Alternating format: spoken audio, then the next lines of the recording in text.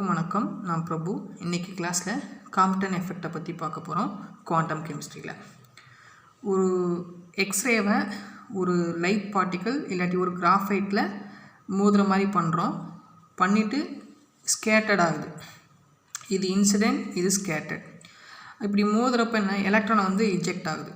அதுதான் நான் சொல்லுவேன்னா ரீகாயில் எனர்ஜி, எலக்ட்ரான் ரிலீஸ் ஆகிறது ரீகாயில் எனர்ஜின்னு சொல்லுவோம். இப்போ இந்த இன்சிடென்ட் ரே இருக்கு இல்லையா, அதோட வேவ்லென்த் ரொம்ப கம்மியாக இருக்குது. நான் நோட் பண்ணி காமிச்சிருக்கேன். இந்த இருக்கு இல்லையா, இதிலேருந்து இது வரைக்கும் கம்மியாக இருக்குது.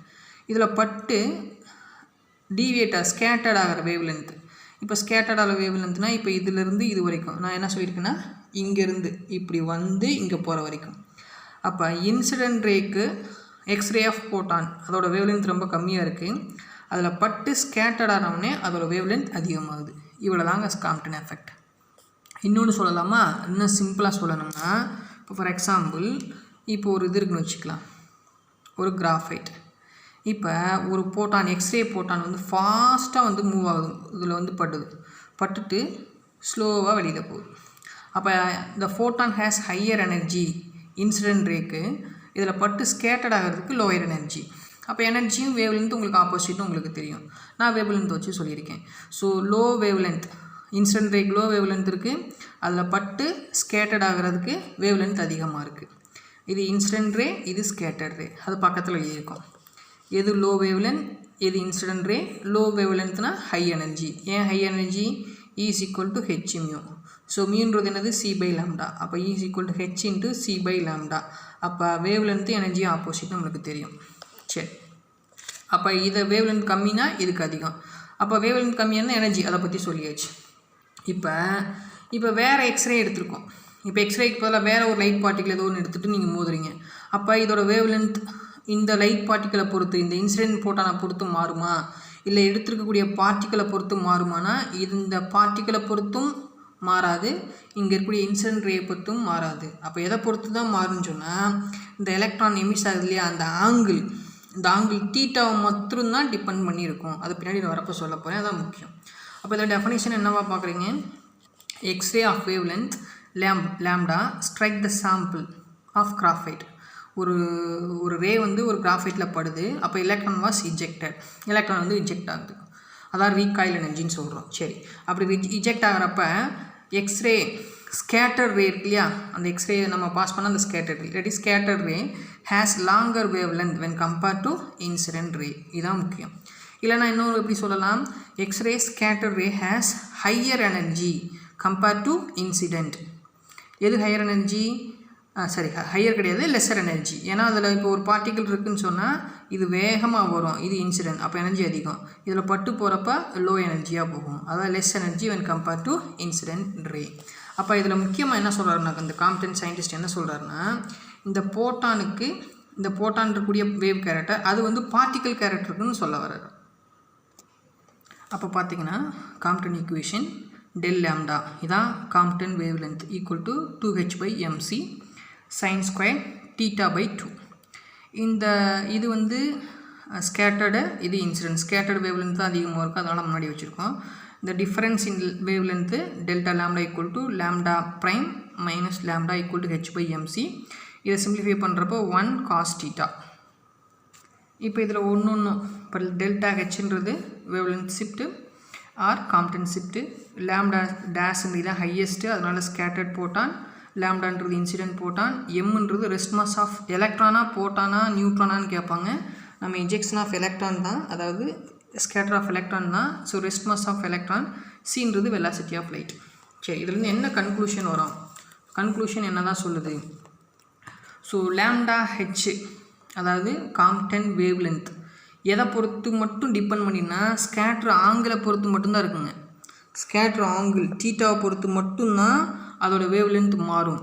பட் அந்த கிராஃபைட் நேச்சர் ஆஃப் த சப்ஸ்டன்ஸோ அந்த வேவ் லென்த்தோட இன்சிடென்ட் வேவ் லென்த்தோட அதை வச்சோ நம்மளுக்கு வந்து எதுவும் மாறாது. அப்போ depends only angle of theta. So independence upon nature of the substance and independence of the wavelength of incidence of X-ray. இதை ஞாபகம் வச்சுக்கோங்க. அதுக்கடுத்து காம்ப்டன் எஃபெக்ட் இன்எலாஸ்டிக் கொலிஷன் சொல்கிறோம். ஏன்னா ஏன் இன்எலாஸ்டிக் கொலிஷன்? இப்போ ஃபார் எக்ஸாம்பிள் இதுவும் இது இன்சிடென்ட் ரேயும் ஸ்கேட்டர்ட் ரேயும் சமமாக இருந்தால் அது எலாஸ்டிக்னு சொல்லுவோம். பட் இன்சிடென்ட் ரே வேவ்லென்த்தும் ஸ்கேட்டர்ட் ரே வேவ்லென்த்தும் மாறுது. அதனால் inelastic collision with photon with என்னதுங்க ஃப்ரீ எலக்ட்ரான், இங்கே ஃப்ரீ நியூட்ரான் இந்த மாதிரி சொல்லி கொடுப்பாங்க. ஸோ இன்எலாஸ்டிக் கொலிஷன் வித் காம்ப்டன் எஃபெக்ட்னாவே inelastic collision with photon with free electron வச்சுக்கோங்க. அப்போ இதுலேருந்து என்ன சொல்கிறோம்? So it explain particle nature of photon. அந்த எக்ஸ்ரேவுக்கு போட்டான், அந்த எக்ஸ்ரேன்றதை நம்ம போட்டான்னு சொல்கிறோம்.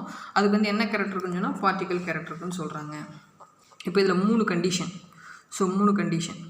கேஸ் 1 θ = 0ன்னு எடுத்துக்கலாம், θ = 19 எடுத்துக்கலாம், θ = 180 டிகிரின்னு எடுத்துக்கலாம். ஓகே, இப்போ θ = 0ன்னு எடுத்துக்கிட்டிங்கன்னா இப்போ இதான் காம்ப்டன் ஈக்குவேஷன்.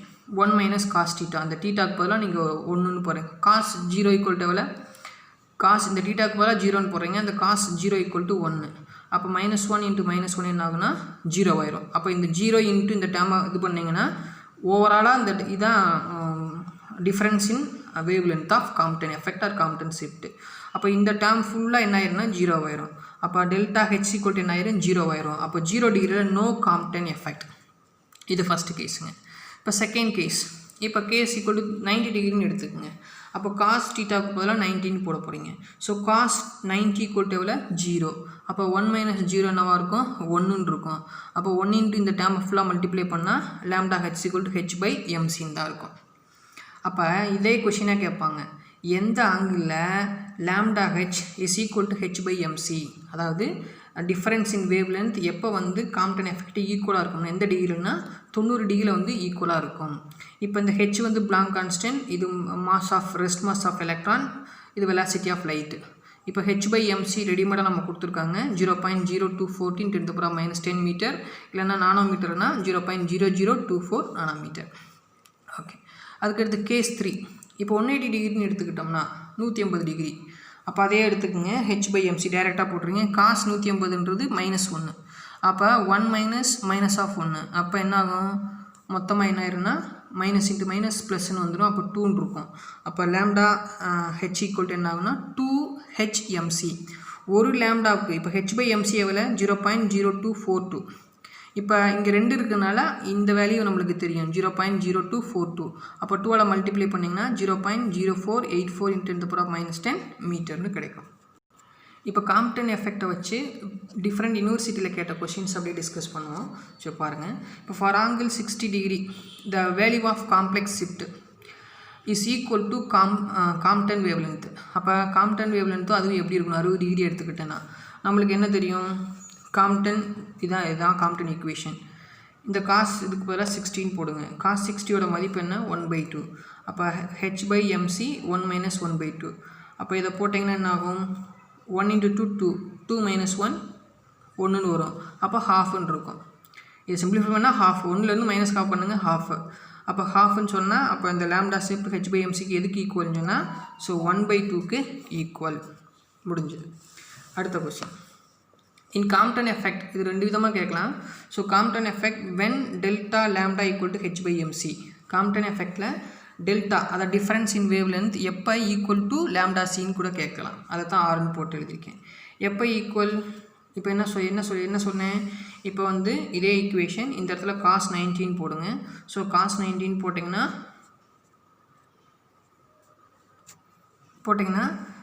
இந்த ஈக்குவேஷனில் cos 19 போட்டிங்கன்னா என்ன ஆகுனா 0ன்னு வரும். அப்போ 1 - 0ன்னு இருக்கும். அப்போ 1ன்னு இருக்கும்.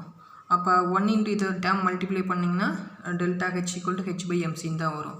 அப்போ cos 19 போட்டால் தான் இந்த ΔH = h/mc-ஆக இருக்கும். ஸோ இப்போ ஆன்சர் பார்த்தீங்கன்னா 90 டிகிரி. ஓகே, ஸோ 3வது கொஸ்டின் பாருங்கள். Which experiment is credited with establishing that போட்டான் கேரிஸ் மொமெண்டம். அப்போ எந்த எக்ஸ்பெரிமெண்ட்டில் ஒரு போட்டானுக்கு வந்து மொமெண்டம் அதாவது பார்ட்டிக்கல் கேரக்டர் இருக்குன்னு சொல்கிறோம் அப்படின்னு கேட்டிங்கன்னா ஸோ பார்த்தோன்னே தெரியுது. So Compton effect. Okay, momentum character பற்றி சொல்கிறது.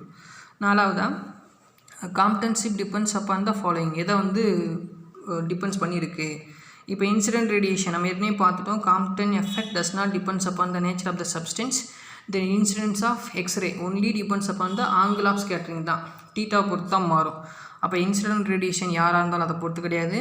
நேச்சர் ஆஃப் த சப்ஸ்டன்ஸ் கிடையாது. ஆம்பிலிட்டி ஆஃப் த ஃப்ரீக்வன்சி அது கிடையாது. அப்போ என்ன சொல்லலாம், angle of the scattering theta பொறுத்து மாறுது. இதே கொஷின் இன்னொரு question, Compton shift delta lambda is more for, என்ன சொல்லியிருக்கேன், லாம்டா கட்சி எப்போ வந்து மோராக இருக்கும், ஹெவி எலமெண்ட்டுக்கா லைட்டர் எலமெண்ட்டுக்கா இல்லை ரெண்டுக்குமேவா, நன் ஆஃப் திஸா. இப்போ தான் சொன்னோம், மேலே இருக்க கொஷின் தான் டிஃப்ரெண்ட்டாக கேட்டிருக்காங்க. Compton shift does not depends upon the nature of the substance. அப்போ அது ஹெவி எலமெண்டாலும் லைட் எலமெண்டாலும் ஒரே மாதிரி தான் இருக்கும். அப்போ இந்த இதுக்கு பார்த்தீங்கன்னா none of this. Next question, the energy of scattered photon is Compton effect. எப்படி இருக்குங்க, என்ன சொன்னேன், நீங்கள் இதெல்லாம் யோசிக்கவே தேவையில்லை. இது கிராஃபைட் ஃபாஸ்ட்டாக வரும், ஸ்லோவாக வெளியில் போகும். எனர்ஜி அதிகமாக இருக்கும், எனர்ஜி கம்மியாக இருக்கும். வேவ் லென்த் கம்மியாக இருக்கும், வேவ் லென்த் அதிகமாக இருக்கும். இவங்க எனர்ஜி ஆஃப் த ஸ்கேட்டர்ட் போட்டான், எது ஸ்கேட்டர்ட், இது இன்சிடென்ட் இஸ் ஸ்கேட்டர்ட். அப்போ வேகமாக வருது, ஸ்லோவாக போகுது. அப்போ less than energy of the scattered photon is Compton effect is less than energy of incident photon. நீங்கள் படித்து பார்த்தா தெரியும், இது வேகமாக இது ஸ்லோவாக வெளியில் போகும். அப்போ ஸ்கேட்டர்ட் போட்டான் தான் கேட்டிருக்காங்க, இது இதை காட்டியும் குறைவாக இருக்கும், அந்த less than energy of the incident photons. இப்போ ஆங்கிள் வந்து தீட்டா ஈக்குவல் டு 180 டிகிரின்னு சொல்லிட்டாங்க. அப்போ காம்ப்டன் ஷிஃப்ட் எப்படி இருக்கும், சிம்பிள். என்ன ஈக்குவேஷன் நம்மளுக்கு என்ன தெரியும், ஆனால் அதை ஒர்க் அவுட் பண்ணுறேன். ஃபார் எக்ஸாம்பிள் பாருங்கள். So del lambda prime minus lambda equal to H by MC 1 minus cos theta. இப்போ இந்த காஸ் தீட்டான்றது என்ன சொல்லிடலாம், H by MC 1 minus cos theta வந்து 180 டிகிரி. ஸோ 180 டிகிரி, 180 டிகிரின்றது என்னது, 1 மைனஸ் மைனஸ் 1. அப்போ மைனஸ் இன்ட்டு மைனஸ் என்ன ஆகும், ப்ளஸ் ஆகும். அப்போ ஹெச் பை எம்சி இன்ட்டு 2ன்னு இருக்கும். இதைத்தான் lambda H equal to 2h by எம்சின்னு சொல்கிறோம். ஸோ ஆன்சர் பார்த்தீங்கன்னா ஸோ சி ஆப்ஷன். இப்போ 8வது கொஸ்டின் பாருங்கள். தென் இதே சிம்பிள் கொஸ்டின் தான், பட் ஒரு வேறு மாதிரி கேட்டிருக்காங்க. The change in wave length of the scattered light in the Compton scattering is equal to Compton wave length of the electron when எப்படின்னு கேட்டிருக்காங்க. அதாவது என்ன கேட்டிருக்காங்கன்னா, எப்போ delta H equal to H by எம்சியாக இருக்கும் அப்படின்னு கேட்டிருக்காங்க. அப்போ நம்ம என்ன சொல்லணும்னா, இப்போ டிஃப்ளெக்ஷன் ஆஃப் போட்டான் இஸ் 0ன்னு கொடுத்துருக்காங்க. அப்போ அது டிஃப்ளெக்ஷன் ஆஃப் போட்டான் அப்படின்னு பார்த்தீங்கன்னா இந்த ஈக்குவேஷன் அப்ளை பண்ணுங்கள். Delta lambda equal to H by MC sine square theta by 2. இது ஒரு காம்ப்டன் எஃபெக்ட் தான். இந்த தீட்டா பை 2 என்னவாக இருக்குன்னு கேட்குறாங்க. இந்த தீட்டா பை 2 என்னவாக இருக்குன்னு சொன்னால் பை பை இப்போ 0ன்னு போட்டால் நீங்கள் அப்ளை பண்ணி போனால் வரேன், டேரெக்டாக ஆன்சர் போடுறேன். இந்த தீட்டா பை 2 தான் டிஃப்ளெக்ஷனாக போட்டான். இது வந்து பை பை 2 பை 2 இருந்துச்சுன்னா பையின்னு சொன்னது 180,